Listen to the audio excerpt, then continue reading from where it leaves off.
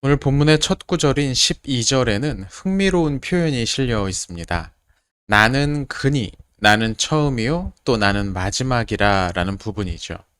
우리말 번역이 상당히 잘 되어 있습니다. 우리말 어법으로 보면 조금 어색한 느낌이 드는 문장이지만 히브리어 원문의 느낌을 잘 살렸기 때문입니다. 아마도 일부러 그렇게 번역한 듯합니다. 히브리어 문장에서도 이 부분은 나라는 의미의 1인칭 독립인칭대명사 아니라는 단어가 3번에 걸쳐서 반복됩니다. 사실 보통의 문장이라면 이 주어 부분은 한 번만 사용하고 나머지는 그냥 서술부만 붙이는 식일 겁니다. 예를 들면 내가 바로 그분이다, 처음과 마지막이다 정도로요. 하지만 본문에서는 일부러 나라는 말을 반복합니다. 여기에 이 본문의 강조점이 있습니다. 이스라엘 백성들이 끌려간 바벨론 땅에는 백성들이 이제까지 들어온 것과는 전혀 다른 새로운 신에 관한 이야기가 있었습니다. 기본적으로 바벨론 사람들은 여러 신들을 섬기는 다신교를 숭배했지만 그 중에서도 마르둑이라는 이름의 신을 최고의 신으로 여겼습니다. 우리말 성경에도 무로닥이라는 이름으로 등장하는 바로 그 신입니다. 바벨론 신화에 따르면 이 마르둑은 악한 용인 티아마트와 싸워서 이기고 그 용의 시체를 가지고 하늘과 땅을 창조했다고 전해집니다. 하지만 본문의 하나님은 그런 바벨론의 신화를 부정하십니다. 바로 당신께서 처음이자 마지막, 즉 온 세상의 역사를 처음부터 끝까지 결정하시고 다스리시는 분이라는 거죠. 13절에는 마르둑이 아니라 하나님이 하늘과 땅을 만드신 분임을 강조합니다. 그것들은 하나님의 명령에 따라 움직이는 존재들이죠. 그렇게 하늘과 땅도 마음대로 부리시는 하나님께서 이제 바벨론 땅에 그분의 능력을 보여주실 것이라고 말씀하십니다.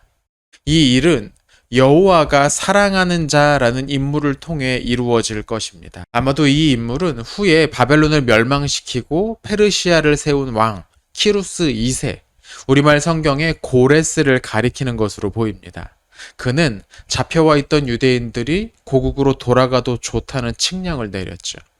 하나님의 이 구원의 메시지는 바벨론 땅으로 끌려와 고국을 그리워하는 사람들에게 큰 기대감을 갖게 만들었을 겁니다. 17절에서 19절까지의 내용은 일종의 회상신입니다. 앞서 백성들의 구원을 약속하셨던 하나님은 그분의 백성들이 과거 하나님의 명령에 순종했더라면 지금과 같은 괴로움을 겪지 않을 수도 있었을 것이라고 생각하시죠. 하나님은 백성들이 완전한 삶을 살기를 요구하신 게 아니었습니다.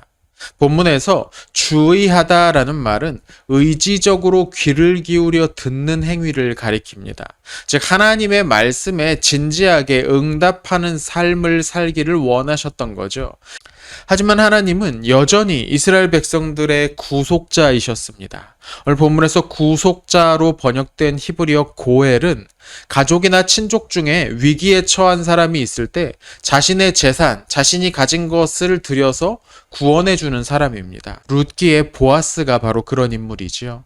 하나님은 고엘로서 백성들을 위기에서 구해주십니다. 과거 이집트에 사로잡혔던 조상들이 그곳에서 급히 떠났던 것처럼 이제 바벨론 땅에 잡혀온 백성들도 도망치듯 급히 떠나게 될 겁니다. 본문에 피하고로 번역된 히브리어는 원래 도망하다라는 의미죠. 그만큼 서둘러서 떠나게 될 것이라는 뜻입니다. 실제로 유대인들을 강제로 끌고 왔던 바벨론은 그 이후 50년이 지나기 전에 망해버렸고 유대인들은 돌아갈 수 있게 되었습니다. 이제 구원을 경험한 그들은 하나님이 베푸신 이 은혜를 땅끝까지 알려야 할 책임이 부여됩니다.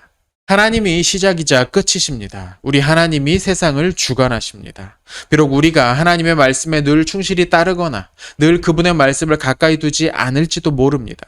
그러나 우리가 그분을 향해 우리의 시선을 돌린다면 하나님은 기다리셨던 것처럼 우리를 위해 그분의 강한 팔을 펴주실 것입니다. 이번 한 주 우리를 구하시는 하나님의 능력을 크게 경험하시기를 축원합니다.